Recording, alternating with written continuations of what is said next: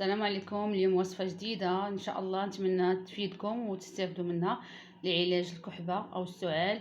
اللي عنده كحبة، الاطفال الصغار ولا الوليدات ولا الناس الكبار. المهم هذه الوصفة هي اللي تنعتمد عليها دائما لوليداتي ولينا حنا ان شاء الله. الطريقة جد بسيطة وما كتكلفناش بزاف. عندنا راس ديال الثومه، الا ما بغيتوش تستعملوا حب رشاد ها هي. كلشي كيعرف راه غنيه عن التعريف، راه زوينه للبرد والكحبه. اللي ما بغاش يستعمل حب رشاد يكتفي غير بالثومه، راس ديال الثومه ها هو. وعندنا واحد دانون عادي، يا مسوس يا بالسكر، اي نوع كتفضلوا. المهم غتاخذوا معلقه ديال حب رشاد كيما هكا، معلقه غنعمروها وغديريها في دانون وغنخلطوه بحال هكا مزيان.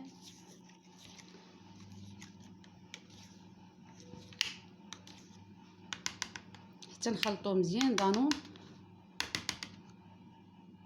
وغنغطيه وتخليه فشي بلاصه. اي دانون كتستعملي كتفضلي تستعملي، غتخلي هاد الدانون في بلاصه ماشي في الثلاجه من الصباح حتى الليل، وعطيه لولدك ولا كوليه نتيا ولا. المهم طريقه سهله وكتفيد وناجحه 100% للكحبه.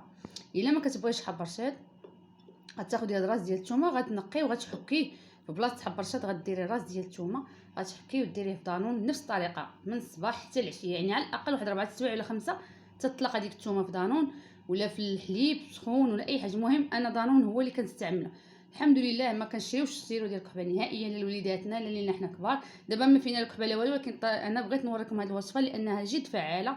كنتمنى تنال الاعجاب ديالكم وشكرا.